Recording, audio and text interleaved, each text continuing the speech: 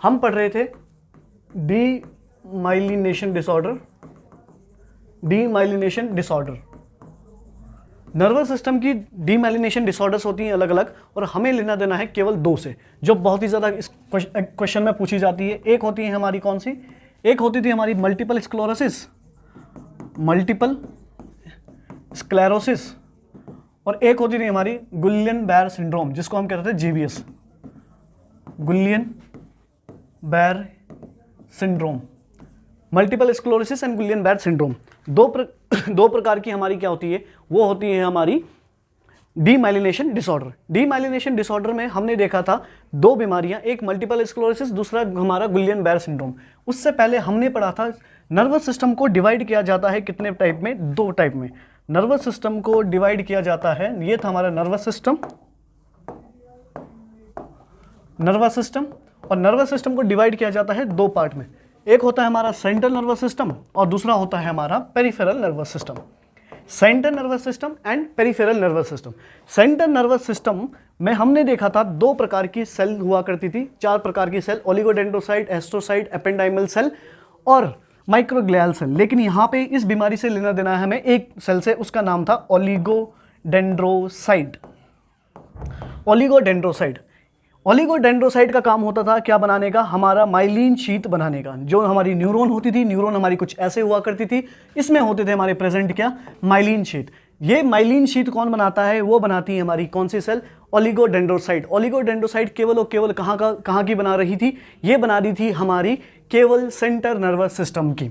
ठीक है, फिर उसके बाद हमने पढ़ा था peripheral nervous system. Peripheral nervous system में हमने देखा था सेंट्रल नर्वस सिस्टम में ब्रेन और स्पाइनल कॉर्ड आता है, उसके अलावा जो कुछ भी स्ट्रक्चर्स हैं वो सारे के सारे आते हैं कौन से, उसमें हमारी पेरिफेरल नर्वस सिस्टम। जैसे कि हमारी क्रेनियल नर्व होगी, हमारी स्पाइनल नर्व होगी, ये सब आएंगे हमारे किसके अंदर, वो आएंगे हमारी पेरिफेरल नर्वस सिस्टम के अंदर। तो पेरिफेरल नर्वस सिस्टम की 2 सेल हुआ करती थी, एक सेल का नाम था सैटेलाइट सेल और दूसरी सेल का नाम होता था स्वान सेल। ये इंपॉर्टेंट है भाई, यहाँ पे satellite cell and Schwann cell, ये इंपॉर्टेंट है। स्वान सेल, ये स्वान सेल भी क्या करती है, ये हमारा न्यूरॉन है और न्यूरॉन में होता है myelin sheath present. Myelin sheath बनाने का काम वो भी कौन करता है, वो करता है हमारा कौन से सेल, स्वान सेल। लेकिन कहाँ की myelin sheath, peripheral nervous system की। तो यहाँ पे हमने बताया था 2 क्वेश्चंस आते हैं।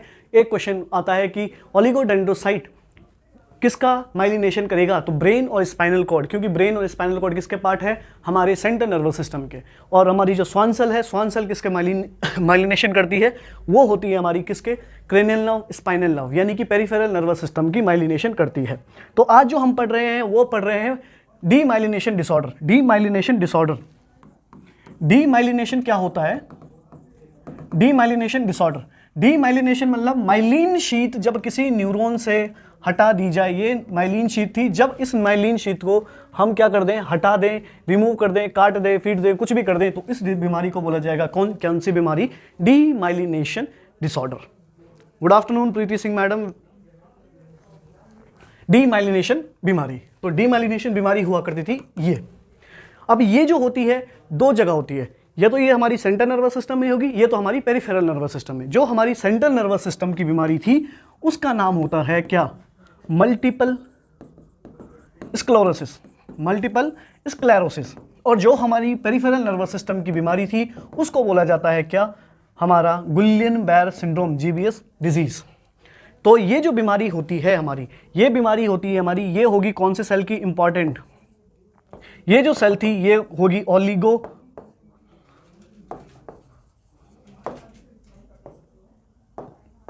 ओलिगोडेंड्रोसाइट की।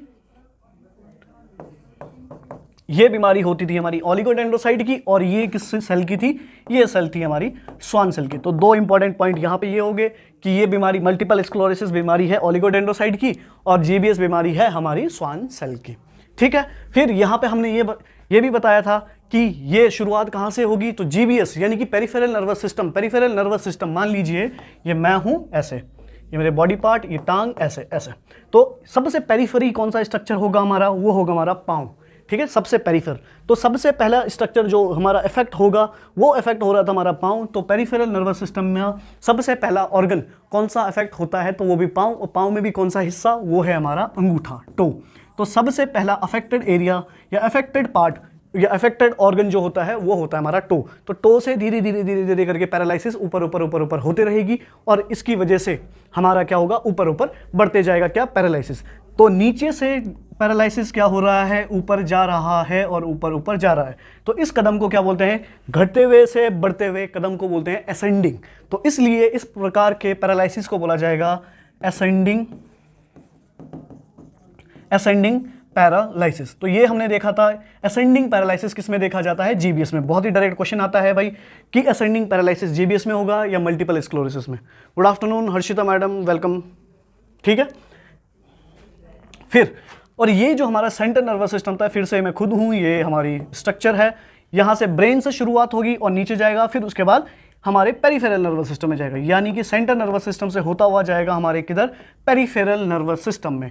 यानी कि बढ़ते हुए से घटते हुए कदम, यानी कि ये क्या हो रहा है, डिक्रीज हो रहा है, तो उसको बोलेंगे डिसेंडिंग। तो पैरालिसिस कैसा होने लगता है यहाँ पे, डिसेंडिंग पैरालिसिस। ये हमने बात करी थी डिसेंडिंग पैरालिसिस की।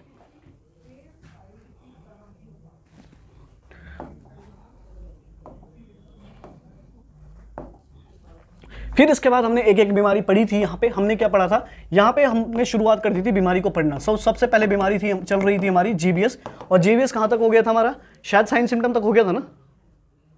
Good afternoon Gauridas madam.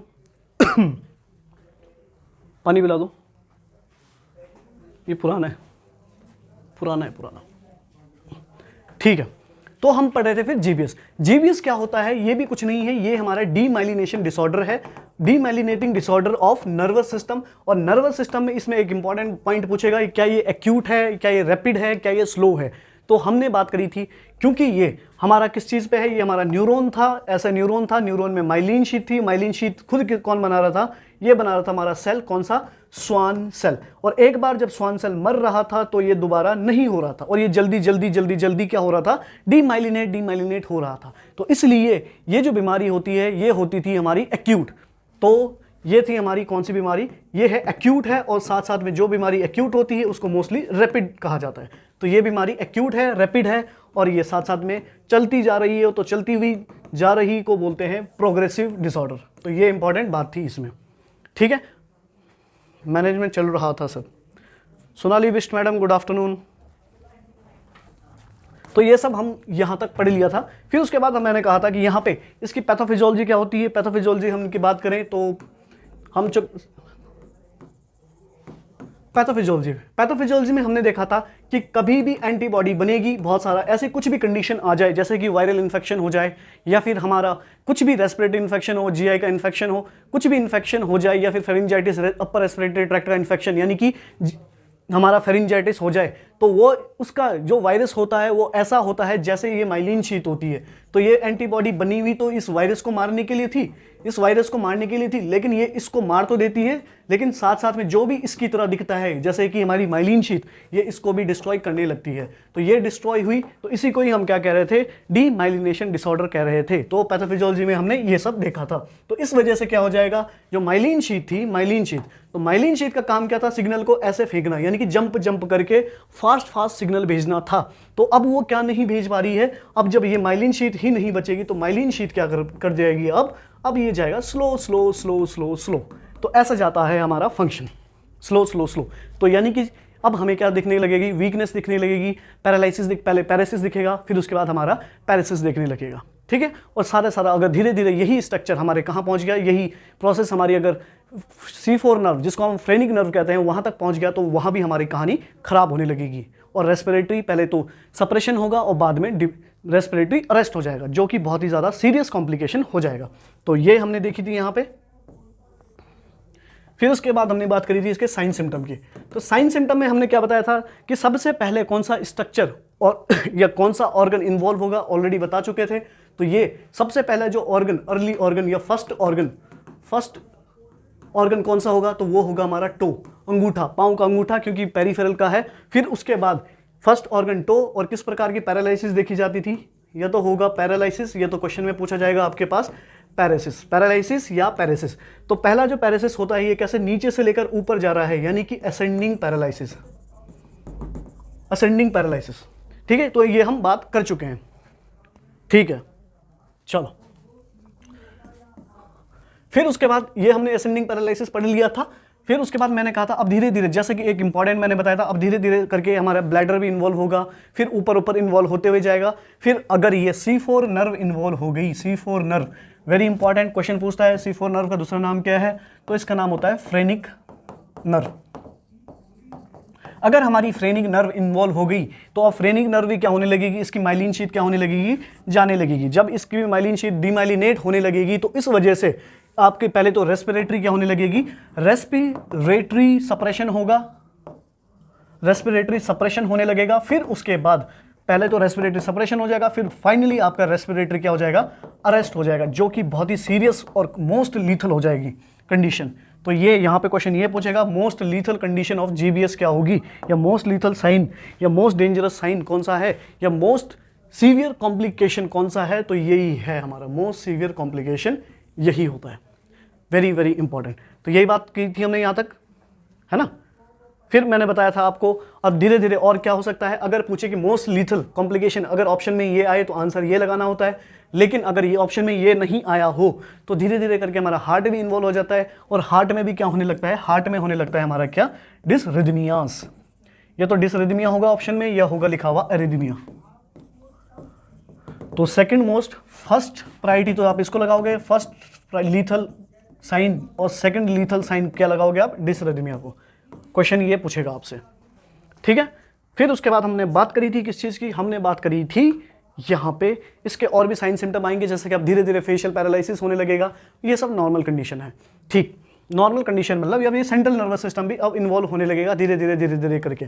फिर उसके बाद हमने बात करी थी इसके डायग्नोसिस की। डायग्नोसिस इंपॉर्टेंट क्या है, वही चीज़, सेम चीज़ कर लो, फिजिकल एग्जामिनेशन कर लेते हैं, हिस्ट्री कलेक्शन कर लेते हैं, CT स्कैन कर लेते हैं, और MRI कर लेते हैं, CT स्कैन, MRI, ये सब चलता रहता है। लेकिन एक इंपॉर्टेंट डायग्नोसिस होता है, वो होता है हमारा CSF का एनालिसिस। CSF का एनालिसिस, जब हम CSF का एनालिसिस करते हैं तो CSF के एनालिसिस जब हम कर रहे हैं तो CSF एनालिसिस में हमारा क्या होगा, हमारा प्रेजेंट होगा प्रोटीन। तो प्रोटीन क्यों, क्योंकि जो हमारी एंटीबॉडी है, अब जब हमारा इन्फेक्शन हमारा जो स्पाइनल कोड पे चले जाएगा या फिर हमारे न्यूरॉन में चले जाएगा, तो जब ये हमारा स्पाइनल कोड और CSF तक इन्फेक्शन पहुंचने लगेगा, यानी कि डीमाइलिनेशन प्रोसेस पहुंचने लगेगी, तो उसकी वजह से CSF में क्या प्रेजेंट होने लगेगा, एक तो प्रोटीन, क्योंकि प्रोटीन किस चीज़ का बना, ये एंटीबॉडी प्रेजेंट होगी, तो एंटीबॉडी जो हमारी एंटीबॉडी थी वो किसकी प्रेजेंट होगी, वो बनी हुई होती है प्रोटीन की, इसलिए एंड प्रोटीन क्या होने लगेगा, इंक्रीज इंक्रीज इंक्रीज। तो प्रोटीन होता है इंक्रीज, ग्लूकोज में खासा अंतर नहीं देखा जाता है, लेकिन प्रोटीन बढ़ा हुआ होता है, और साथ साथ में प्रेजेंट होंगे क्या, वही यानी कि इम्यूनोग्लोबुलिन्स, IG में लिखूं तो ये भी प्रेजेंट होंगे, और साथ साथ में क्या प्रेजेंट होता है, एंटीबॉडी। क्वेश्चन आपके पास आएगा कि जब CSF एनालाइज करते हैं किसी भी गुलियन-बायर सिंड्रोम का या मल्टीपल स्क्लेरोसिस का, तो दोनों में ही क्या प्रेजेंट होंगे, एंटीबॉडी प्रेजेंट होगी, और साथ साथ में प्रोटीन भी बढ़ा हुआ मिलेगा। ठीक है भाई, यहां तक पढ़ा लिया था। फिर उसके बाद ये मैंने बताया था, फिर उसके बाद हम बात कर रहे थे इसके मैनेजमेंट की। मैनेजमेंट की हम बात कर रहे थे, इसका ट्रीटमेंट की। तो ट्रीटमेंट में हमने देखा था यहाँ पे क्या, यहाँ पे हमने देखा था इसका ट्रीटमेंट, तो हर बीमारी, नर्वस सिस्टम की कोई भी डिसऑर्डर हो तो सबसे पहले चढ़ा देते हैं उसको क्या, कॉर्टिकोस्टेरॉइड्स, कॉर्टिकोस्टेरॉइड। फिर यहाँ पे मैंने बताया था कि कॉर्टिकोस्टेरॉइड इंपॉर्टेंट है। कॉर्टिकोस्टेरॉइड के क्या होते हैं, हमारे साइड इफेक्ट्स याद रखने हैं। ये क्वेश्चन नहीं आएगा कि क्या ड्रग देंगे, लेकिन इसके साइड इफेक्ट्स पूछेगा, तो याद रखना था। यहाँ से हमने कॉर्टिकोस्टेरॉइड से कॉर्टिकोस्टेरॉइड को ही याद रखना था। सी से हमारा होता है क्या, जब कॉर्टिकोस्टेरॉइड देते हैं तो पेशेंट ऐसा हो जाता है कि ग्लूकोज उसके बॉडी में बहुत ज़्यादा बढ़ने लगता है और कॉर्टिकोस्टेरॉइड बहुत ज़्यादा बढ़ने लगती है, तो उसकी वजह से साइड इफेक्ट आता है। तो साइड इफेक्ट जब आ रहा है तो उसकी वजह से क्या क्या साइड इफेक्ट आएंगे, तो कॉर्टिकोस्टेरॉइड में ही लिखा है क्या कि पेशेंट कैसा दिखने लगेगा, जैसे कुशिंग डिजीज का दिखता है। तो कुशिंग डिजीज वाला पेशेंट कैसा दिख रहा था हमारा, कुशिंग डिजीज वाला पेशेंट दिखता था हमारा कुछ ऐसा, यूं, और साथ में उसके कुबड़ निकले हुए होते हैं यहाँ से, और आंखें उसकी यूं होती हैं ऐसे, और हाइट उसकी छोटी होती है। तो कुशिंग डिजीज वाले को कैसा दिखता है पेशेंट, उसके यहाँ पे हम्प निकले हुए होते हैं, जिसको ये कुबड़ को बोलते हैं, हम्प निकले हुए होते हैं। उसकी जो आंखें होती है उसमें कैटरेक्ट भी हो सकता है या ग्लूकोमा भी हो सकता है। उसके जो एक्सट्रीमिटीज़ है, उसके हाथ, उसके पाँव, वो कैसे होते हैं, वो थिन होते हैं। और उसकी जो पेट होता है वो कैसे होती है, ये फुली हुई होती है, जिसको हम क्या कहते थे, सेंट्रल ओबेसिटी कहते हैं इसको, सेंट्रल ओबेसिटी। और ऐसे जो पेशेंट, उसकी जो दाढ़ी मुच्छे, लड़कियों की दाढ़ी मुच्छे आने लगती है, और जब लड़कियों के दाढ़ी मुच्छे आने लगे, हेयर आने लगे, हेयर ग्रोथ होने लगे, तो उसको वही बोला जाता है क्या, हिर्सुटिज्म बोला जाता है इसको। ठीक है, तो सी से हो गया हमारा कुशिंग डिजीज। ओ से होता है हमारा, अब जो ये कुशिंग डिजीज वाला पेशेंट है, इसकी हड्डियां हैं, हड्डियों में छेद होने लगते हैं, हड्डियां कमजोर होने लगती है, तो उसको बोला जाता है क्या, ओस्टियोपोरोसिस। ओस्टियोपोरोसिस, ठीक है। आर से याद रखना था, मैंने कहा था इसकी हाइट क्या हो जाएगी, रिटार्डेड हो जाएगा ये, यानी कि रिटार्डेड ग्रोथ होने लगती है, इसकी हाइट इसकी छोटी हो जाती है, उसको बोला जाता है पेटाइट। पेटाइट मतलब होता है छोटे बच्चे, ठीक है। फिर उसके बाद टी से याद रख लेना था, टी से मतलब थिन एक्सट्रीमिटी, थिन एक्सट्रीमिटीज हमने बात करी थी। अब यहाँ पे आई से याद रखना था, आई से क्या होने लगेगा, इंक्रीज। इंक्रीज क्या होगा, एक तो ग्लूकोज इंक्रीज हो जाता है, तो उसकी वजह से इसको बोला जाएगा हाइपरग्लाइसीमिया। और दूसरी चीज इसमें इंक्रीज क्या होती है, इसमें इंक्रीज होती है आपकी क्या, एक तो ग्लूकोज बढ़ेगा, दूसरा आपका जो भी एथेरोस्क्लेरोसिस है वो बढ़ने लगता है, यानी कि इंक्रीज लिपिड। लिपिड भी क्या होगा, बढ़ेगा, तो लिपिड बढ़ेगा तो यहाँ पे क्या होगा, एथेरोस्क्लेरोसिस। और एथेरोस्क्लेरोसिस होगा तो इसमें चांसेस हो जाएंगे किस चीज़ के, इसमें चांसेस हो जाएंगे आपके हार्ट डिजीज़ के, हमारे स्ट्रोक आने के, और बहुत सारी बीमारियों के, ठीक है भाई, ये सब हम बता चुके हैं, ठीक है। फिर उसके बाद मैंने बताया था क्या हमारा ओ में मैंने बोल दिया था, ओ बोले तो यहाँ पे सेंट्रल ओबेसिटी देखने को मिलेगी, सेंट्रल ओबेसिटी देखने को मिलती है, ठीक है। ये सब हम बता चुके हैं, तो बाकी सब ये सब मैंने पूरी डिटेल में इसकी बात करी थी। चलो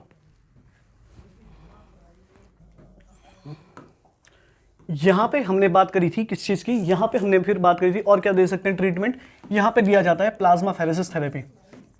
प्लाज्माफेरेसिस थेरेपी में हमने क्या बात करी थी, यहाँ पे प्लाज्मा देते हैं, जो इन्फेक्टेड पेशेंट होता है ऑलरेडी उसका प्लाज्मा देते हैं, नॉन इन्फेक्टेड पेशेंट, जो रिसेंटली इन्फेक्टेड पेशेंट है उसको दिया जाता है। तो प्लाज्मा थेरेपी, प्लाज्माफेरेसिस, ये हमने बात करी थी, और ये एंटीबॉडी की इम्यूनिटी की वजह से ये बीमारी हो रही है, इसलिए इसमें हम क्या दिया जाता है, इस बीमारी में ट्रीटमेंट देते हैं हम क्या, इम्यूनोग्लोबुलिन देते हैं। यहाँ अभी रिसेंटली SGPGI का जो क्वेश्चन आया था उसमें ये क्वेश्चन आया था, इम्यूनोग्लोबुलिन का रूट क्या होता है। तो मैं हमेशा एक ही लाइन लिखवाता हूँ, इसमें ज़्यादा कुछ नहीं लिखवाता हूँ, वो मैं कहता हूँ IVIG। तो हमेशा जो इम्यूनोग्लोबुलिन दी जाती है वो IG दी जाती है, ऐसा नहीं है कि केवल और केवल ये IV ही दी जाए, ऐसा है भाई साहब कि इसको IM भी दे सकते हैं, ऐसा ज़रूरी नहीं है, लेकिन प्रेफर किसको किया जाता है, IV को। तो इस बार का आंसर क्या जाना चाहिए था, IVIG।